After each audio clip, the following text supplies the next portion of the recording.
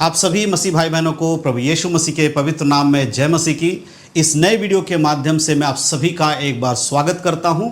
और आज जिस टॉपिक को लेकर मैं ये वीडियो बना रहा हूं, हर एक विश्वासी के लिए ये टॉपिक बहुत ही खास होने वाला है, क्योंकि एक विश्वासी के जीवन में प्रार्थना का बहुत ही ज़्यादा महत्व होता है। अगर आप यीशु मसीह पे विश्वास करते हैं तो आपको ये तो पता ही होगा कि हमारे लिए बाइबल पढ़ना, प्रार्थना करना कितना ज़्यादा ज़रूरी है। लेकिन अगर आप प्रार्थना कर रहे हैं और आपका प्रार्थना का उत्तर ही आपको ना मिले, ऐसे में आपके मन में एक निराशा आ जाती है। कई सारे ऐसे विश्वासी लोग हैं जो प्रार्थना तो करते हैं लेकिन उनकी प्रार्थना का कोई उत्तर उनको नहीं मिलता, और बार बार जब प्रार्थना करते रहते और कोई जवाब नहीं मिलता, ऐसे में बहुत सारे विश्वासी लोग निराश हो जाते हैं और उनके मन में ये ख्याल आने लगता है कि क्यों हमारी प्रार्थनाओं को परमेश्वर नहीं सुन रहे, कहीं ऐसा तो नहीं कि परमेश्वर हमारी ओर ध्यान नहीं दे रहे। तो आज का ये वीडियो आपके लिए बहुत ही ज़्यादा मददगार होने वाला। अगर आपको भी ऐसा लगता है कि आपकी प्रार्थनाओं को परमेश्वर नहीं सुनते हैं, आप निरंतर प्रार्थना कर रहे हैं, आपको उसका कोई जवाब नहीं मिल रहा है, तो आज मैं ऐसे 4 कारण आपको बताने वाला हूं बाइबल से, जिनसे आपको पता चलेगा कि प्रार्थना का उत्तर आपको क्यों नहीं मिलता है। और अगर आप इन 4 कामों को अपने जीवन से हटा देंगे या इन कामों को आप बाइबल के अनुसार करेंगे तो आपकी प्रार्थना का उत्तर मिलना आपको शुरू हो जाएगा। इसके लिए आपको आज का जो ये वीडियो है इसे शुरू से आखिरी तक देखना है, और आखिरी वाला जो मैं पॉइंट बताऊंगा वो इतना इंपॉर्टेंट है कि उसको मिस बिल्कुल भी मत करना। 4 मुख्य बातें बताऊंगा, लेकिन चौथा जो 4 नंबर का बात है वो सब विश्वासियों को जानना बहुत जरूरी है। तो सबसे पहले मैं आज आपको बताना चाहता हूं आज हमारा विषय क्या है। आज हमारा विषय है प्रार्थना, है ना। हमारा विषय है प्रार्थना क्यों सुनी नहीं जाती। आज हमारा मुख्य विषय यही है, प्रार्थना क्यों सुनी नहीं जाती। बाइबल के अनुसार 4 मुख्य कारण। आज मैं इस वीडियो के माध्यम से आपको बाइबल के अनुसार 4 ऐसे मुख्य कारणों के बारे में बताऊंगा जिसके वजह से आपकी प्रार्थना का उत्तर आपको नहीं मिल रहा है। तो सबसे पहला कारण क्या, देखिए, जब हम सबसे पहले कारण की बात करते हैं तो सबसे पहला जो कारण है वो क्या है, पाप प्रार्थना में रुकावट बनता है। देखिए, प्रार्थना करना एक विश्वासी के लिए बहुत जरूरी है, लेकिन एक पाप ऐसा काम है, अगर एक पाप है उसके जीवन में तो उसके प्रार्थना में रुकावट आएगा। अगर एक विश्वासी प्रार्थना कर रहा है और उसके जीवन में पाप से भरा हुआ कोई काम वो करता है या पाप में पड़ा हुआ है, तो हो सकता है कि इसकी वजह से आपके जीवन में प्रार्थनाओं में रुकावटें आ जाती हैं। कौन कौन सी चीज़ें हैं जो हमें समझनी पड़ेगी। पहली चीज़ क्या है, पाप जो है, जो पहला नंबर 1 में क्या है, पाप परमेश्वर से दूर आपको कर देता है। क्या कर देता है, पाप परमेश्वर से दूरी पैदा कर देता है। जब आप पाप में रहते हैं तो आपका जीवन परमेश्वर से दूर हो जाता है, परमेश्वर से दूरी आपको पैदा करता है। और उसके बाद देखिए, बिना पश्चाताप के प्रार्थना प्रभावी नहीं होती। जब आपको लगे कि आपका प्रार्थना का उत्तर नहीं मिल रहा है, तुरंत क्या करना चाहिए, एक विश्वासी को अपने जीवन को परखना चाहिए, देखना चाहिए कि कहीं उसके जीवन में कोई ऐसा काम वो कर तो नहीं रहा जो पाप की कैटेगरी में है, पाप से रिलेटेड है, जो बाइबल जिसके बारे में मना करती है। अगर ऐसा कुछ है तो तुरंत उसको क्या करना है, पश्चाताप करना है। जब आप पश्चाताप करते हैं, अपने पापों को अंगीकार कर लेते हैं और मन फिराकर प्रभु से ये कहते हैं, परमेश्वर आगे से मैं ये पाप नहीं करूंगा, आप मुझे सामर्थ्य दीजिए ताकि मैं इससे बचा रहूं। ऐसे में जब आप पश्चाताप कर लेते हैं तो आप परमेश्वर के जो दूरी था उसको आप मिटाना शुरू करते हैं। और क्या होता है, परमेश्वर पवित्र जीवन चाहता है। देखिए, प्रार्थना का रुकावट बनने का एक महत्वपूर्ण कारण यह भी है कि परमेश्वर लोगों से चाहते हैं कि वो पवित्रताई में होकर प्रार्थना करें, आत्मा और सच्चाई में होकर प्रार्थना करें। लेकिन कई बार लोग प्रार्थना करते हैं लेकिन खुद को पवित्र नहीं रखते। जब आप प्रार्थना कर रहे हैं और खुद को पवित्र नहीं रखते हैं, ऐसे में कैसे आपको प्रार्थना का उत्तर मिलेगा। कैसे आप ये चाहते हैं कि प्रभु आपको प्रार्थना का उत्तर दे। परमेश्वर पवित्र है, इसीलिए हमें पवित्र बनना है। तो कई बार आपका जीवन जब अपवित्रता का होता है तो भी आपकी प्रार्थना का उत्तर आपको नहीं मिलता है। आगे हम अगर देखते हैं तो यहां पर देखिए, मन को शुद्ध करना जरूरी है। अगर आप अपवित्रता में हैं तो मन को शुद्ध कीजिए, अपने मन को देखिए, जांचिए, परखिए, जहां भी कमी आपको लगे उस जगह पे शुद्धता बहुत जरूरी है। अगर हम एक वचन पढ़ते हैं, यशायाह नबी की किताब उसके 49:2 में लिखा है, तुम्हारे अधर्म के कामों ने तुम्हें अपने परमेश्वर से अलग कर दिया है।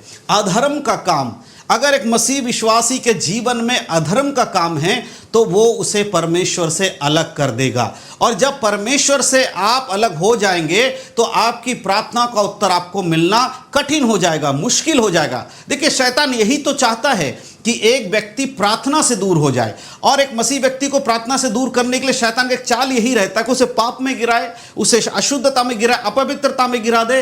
इससे होगा क्या, उसके और परमेश्वर के बीच का संबंध टूटेगा, और जब परमेश्वर के बीच का संबंध टूट जाएगा उसकी प्रार्थना को उत्तर उसको नहीं मिलेगा। ऐसे में मसीह व्यक्ति प्रार्थना करना बंद कर देगा, धीरे धीरे वो प्रार्थना करना छोड़ देगा, क्योंकि उसे लगने लगेगा कि परमेश्वर उसकी प्रार्थनाओं को नहीं सुनता। लेकिन सच्चाई क्या है कि पाप प्रार्थना में रुकावट बनता है। परमेश्वर आपकी प्रार्थनाओं को सुन रहे हैं, सुनना चाहते हैं, लेकिन अगर आपके जीवन में पाप है वो आपके लिए एक रुकावट का कारण बनता है। तो सबसे पहला चीज प्रार्थना नहीं सुनने का क्या कारण है?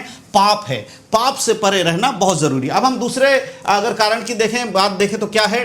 दूसरा नंबर पे है जो एक विश्वासी को जानना चाहिए, वो है विश्वास के बिना प्रार्थना अधूरा है। देखिए, विश्वास करना होगा।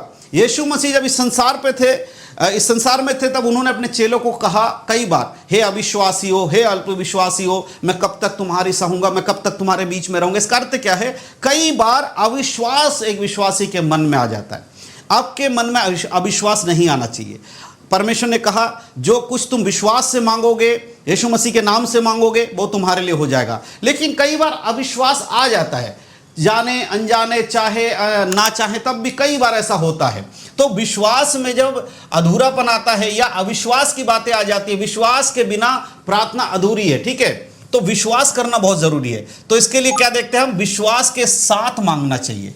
अगर हम विश्वास करते हैं कि प्रभु यीशु मसीह मेरे जीवन से बीमारियों को दूर कर देगा, यह अंदर विश्वास होना चाहिए और प्रार्थना करना है कि मुझे पता है यीशु ने लंगड़ों को चंगा किया है, यीशु ने मुर्दों को जिलाया है, यीशु ने कोढ़ियों को शुद्ध किया है, यीशु ने बहरों को आंखें कान दिए हैं, यीशु ने लंगड़ों को चला। इस तरह के विश्वास जब आप अपने अंदर लाकर प्रार्थना करते हैं तो आपके जीवन में वो काम होता है। दूसरी बात, संदेह प्रार्थना को कमजोर करता है। पता नहीं प्रभु मेरी प्रार्थनाओं को सुनेगा या नहीं सुनेगा, इस तरह के संदेह। मैं कितने दिनों से प्रार्थना कर रहा हूं, परमेश्वर मेरी नहीं सुन रहा है, आगे भी सुनेगा नहीं सुनेगा। अपने मन में संदेह नहीं लाना है। यह संदेह जब आप अपने मन में लाते हैं तो वो आपकी प्रार्थनाओं को क्या करता है? कमजोर कर देता है। परमेश्वर पर भरोसा रखना जरूरी है। चाहे संसार कुछ भी कहे, चाहे लोग कुछ भी कहे, अगर आपको गिराने की कोशिश करे कि तू इतने दिनों से प्रार्थना कर रहा है, तेरी प्रार्थना का जवाब परमेश्वर नहीं दे रहा है, तू इतने दिनों से प्रार्थना कर रही है, प्रभु नहीं सुन रहा है, इस तरह की बातें अगर आपके सामने कोई लेकर आ रहा है, तब भी आपको परमेश्वर पे विश्वास करते रहना है। याद रखिए, अय्यूब के जीवन में जब परीक्षा आया तो उसकी पत्नी ने तक उसको कह दिया कि तू अपने मुंह से परमेश्वर की बुराई कर दे, चाहे तू मर जाए, लेकिन अय्यूब ने ऐसा नहीं किया। तो इस बात को ध्यान रखना, परमेश्वर पे भरोसा रखना जरूरी है। दुनिया कुछ भी कहे, धैर्य के साथ प्रार्थना करे, इंतजार करे, धैर्य रखे, हर चीज तुरंत हो जाए, ऐसी सोच अपने मन से निकाल दीजिए। परमेश्वर का एक समय है, एक नियुक्त समय में परमेश्वर आपकी प्रार्थनाओं को सुनकर उसका उत्तर देंगे। कई बार इसके लिए समय लगता है, कई बार प्रभु ने एक समय रखा है, उस समय में उसका उत्तर देंगे। कई बार तुरंत मिल जाता है। दूसरों को देखकर ये ना सोचे कि उसकी प्रार्थनाओं को परमेश्वर ने सुन लिया, तुरंत जवाब दिया, मेरी प्रार्थनाओं को जवाब क्यों नहीं दिया। तो इस तरह का सोच भी अपने अंदर नहीं लाना है, ठीक है? विश्वास के बिना प्रार्थना अधूरी है। इसके लिए अगर हम एक वचन पढ़ते हैं, याकूब की पत्री 1:6 में लिखा है, पर विश्वास से मांगे और कुछ संदेह ना करे। अगर विश्वास से मांगेंगे, कुछ संदेह ना करेंगे, परमेश्वर आपके लिए वो कार्य करेंगे। तो दूसरा कारण आपकी प्रार्थनाओं को उत्तर नहीं मिलने का क्या है कि आप अविश्वास में चले जाते हैं। कई बार विश्वास नहीं रहता है और विश्वास के बिना प्रार्थना अधूरा है। यीशु मसीह ने भी कहा कि तुम मुझ पर विश्वास करो, इसीलिए विश्वास के साथ प्रार्थना करना। अब हम तीसरे पॉइंट पे देखेंगे। ये तीसरा पॉइंट एक्चुअली में तीसरा स्लाइड है, यहां 4 लिख गया है, ये तीसरा है, ठीक है? तीसरा पॉइंट हम देखेंगे। यहां 4 स्लाइड लिखा नहीं, ये तीसरा स्लाइड है, इसको हम देखेंगे। यहां पर क्या है प्रार्थना नहीं सुनने का कारण? क्या? देखिए, एक चीज, परमेश्वर के समय का इंतजार करें। कई बार लोग परमेश्वर के समय का इंतजार नहीं करते। प्रभु ने एक समय, जैसे मैंने पहले कहा, परमेश्वर ने एक समय रखा है, उस समय तक आपको इंतजार करना है। लेकिन कई बार आपका वो समय, इंतजार करने का समय नहीं रहता, आप जल्दबाजी में सारे कुछ करते हैं। तो इसीलिए यहां लिखा है, हर प्रार्थना का उत्तर तुरंत नहीं मिलता। तुरंत जिसने उत्तर चाहा कि मुझे अभी मिल जाए, ऐसा नहीं होता। कई बार प्रभु का एक समय है, उस समय में परमेश्वर आपको उत्तर देते हैं। परमेश्वर का समय सर्वोत्तम होता है। हमारे मन से तो हमें लगता है कि आज ही हमारे साथ सब कुछ अच्छा हो जाए, आज ही मेरे कर्जे उतर जाए, आज ही मेरे गाड़ी मिल जाए, आज ही मुझे बंगला मिल जाए, परमेश्वर आज ही मेरे धन संपत्ति दे दे, यानी कि बहुत कुछ आज ही आप चाहते हैं। लेकिन परमेश्वर का जो समय है वो उत्तम समय होगा, इसीलिए प्रार्थना करते रहिए और एक समय का इंतजार कीजिए। ये मत सोचिए कि परमेश्वर कभी आपके जीवन में काम नहीं करेगा, करेगा, वो समय आने दीजिए और तब तक आप क्या करिए, परमेश्वर के समय का इंतजार कीजिए। धैर्य और विश्वास बनाए रखें, धैर्य भी बनाए रखना है। एक बहुत दिनों से मैं प्रार्थना कर रहा हूं, कई वर्षों से मैं प्रार्थना कर रहा हूं, कई सालों से मैं ऐसे कई सारे मैंने गवाहियां सुनी हैं जिसमें लोगों ने बताया कि हमने 30 साल एक विषय को लेकर प्रार्थना किया, परमेश्वर ने 30 साल तक कोई जवाब नहीं दिया, 30 साल बाद उस विषय के ऊपर परमेश्वर ने कार्य किया है। समझ लीजिए 30 साल लोगों ने इंतजार किया लेकिन उन्होंने प्रार्थना करना नहीं छोड़ा। उसी प्रकार से आपको धैर्य बना के रखना है। अगर आपका विषय कुछ ऐसा है जो बहुत ही गंभीर है और परमेश्वर के सामने आप उस विषय को लेकर आ रहे हैं तो इंतजार कीजिए। हम जानते हैं कि 38 वर्ष का एक रोगी के बारे में बाइबल बताती है, वो 38 वर्षों से रोगी था, वो कुंड के पास बैठकर इंतजार करता था कि कब वो कुंड में जाए सबसे पहले ताकि वो चंगा हो जाए, लेकिन वो ऐसा नहीं हुआ। लेकिन एक समय नियुक्त था जब यीशु मसीह उसके पास आए और यीशु मसीह ने उसे कहा उठ और अपनी खाट उठा चल फिर। उसी प्रकार से हम देखते हैं जो पतरस और यूहन्ना मंदिर के द्वार पर जाते, एक लंगड़ा व्यक्ति जन्म का लंगड़ा बैठा है और वो भीख मांगता है। वो जन्म से लंगड़ा था लेकिन उस पूरे जीवन में कभी चंगाई नहीं मिला, लेकिन पतरस के समय पर उसका जो समय नियुक्त था परमेश्वर की ओर से तब उसे चंगाई मिला। तो इस तरह से हमें ये धैर्य रखना है, विश्वास रखना है कि एक समय परमेश्वर ने नियुक्त किया है, उस समय हमारी प्रार्थना को उत्तर हमें मिलेगा। इंतजार में भी परमेश्वर काम करता है। इसका ये एक चीज और समझे, इंतजार में भी परमेश्वर काम करता है। इसका मतलब है कि जब हम इंतजार करते हैं कि प्रभु हमारे जीवन में कुछ करेंगे तो उसके बीच में बहुत सारे काम परमेश्वर ऑलरेडी करते हैं हमारे जीवन में। ऐसा नहीं है कि प्रार्थना कर रहे हैं, एक समय नियुक्त है, उसी टाइम सब कुछ होगा, बीच में धीरे धीरे सारी चीजें परमेश्वर कंप्लीट करता है। ऐसा नहीं कि एक दिन सब कुछ आपको उठाकर दे देगा, सब कुछ बना बनाकर धीरे धीरे आपके जीवन में कार्य करता है। प्रभु पहले थोड़ा थोड़ा करके ऐसे करके एक समय नियुक्त है जब वो कार्य आपके जीवन में हो जाएगा। अगर वचन पढ़ते भजन संहिता 27 के 14 में लिखा है, यहोवा की बाट जोता रहे, हियाव बांध और तेरा हृदय दृढ़ रहे। हाँ, यहोवा की बाट जोता रहे। परमेश्वर के इंतजार, परमेश्वर के समय के इंतजारी में आपको और हमें रहना है। तो ये कुछ बातें हैं प्रार्थना से रिलेटेड कि आपकी प्रार्थना को उत्तर क्यों नहीं मिलता। तो यही कारण हो सकते हैं। अगर हम आज बात कर रहे हैं तो आज हमने क्या सीखा? सबसे पहला हमने देखा कि पाप प्रार्थना में रुकावट बनता है। जब आप पाप का जीवन जीते हैं तो आपकी प्रार्थनाओं का उत्तर आपको मिलने में कठिनाइयों का सामना आपको करना पड़ता है। दूसरा पॉइंट हमने देखा, विश्वास के बिना प्रार्थना क्या है? अधूरा प्रार्थना, अधूरी प्रार्थना है। अगर प्रार्थना में विश्वास नहीं है तो उस प्रार्थना का कोई महत्व नहीं रह जाता। तीसरा पॉइंट हमने क्या देखा? गलत उद्देश्य से की गई प्रार्थना नहीं सुनी जाती। अगर आपका उद्देश्य ही गलत है और उसमें प्रार्थना करें तो उसको परमेश्वर नहीं सुनता।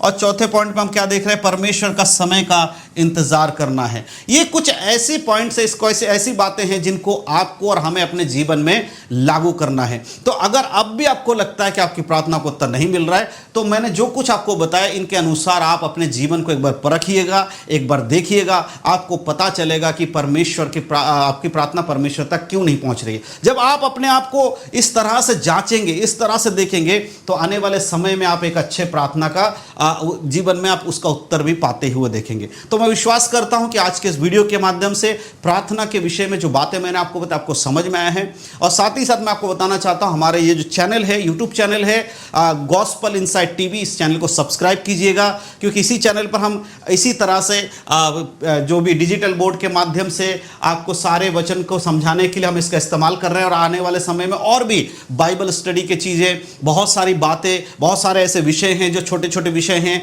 जिनके बारे में कई सारे विश्वासियों को नहीं पता होता है, उन सारे विषय को हम इसके माध्यम से आप तक पहुंचाएंगे। तो इसके लिए ज़रूरी है कि आप इस चैनल को सब्सक्राइब कीजिए, बेल का आइकन को प्रेस कीजिए और साथ ही साथ अपने मसीह भाई बहनों में इस वीडियो को शेयर ज़रूर करिएगा ताकि हम सब मिलकर प्रभु यीशु मसीह के आगमन से पहले अपने आप को तैयार कर सकें। तो बहुत बहुत धन्यवाद आज के वीडियो देखने के लिए। तो यही था आज के हमारा मेन विषय, प्रार्थना क्यों नहीं सुनी जाती है, मुख्य 4 कारण मैंने आपको बताया है। और अगर आपका कोई सवाल है, अगर अब भी आपके मन में कोई सवाल है प्रार्थना से रिलेटेड, तो आप बिना किसी सोच के बेधड़क क्या कीजिए, हमारे कमेंट बॉक्स में नीचे अपना नाम लिखिए, अपने सवाल लिखिए और हमारे कमेंट बॉक्स में छोड़ दीजिए। आने वाले समय में मैं उसका जवाब आपको कमेंट में भी दे सकता हूं। और अगर पॉसिबल होगा, अगर मुमकिन होगा, तो मैं सप्ताह में या 7-8 दिन में एक बार लाइव आऊँगा।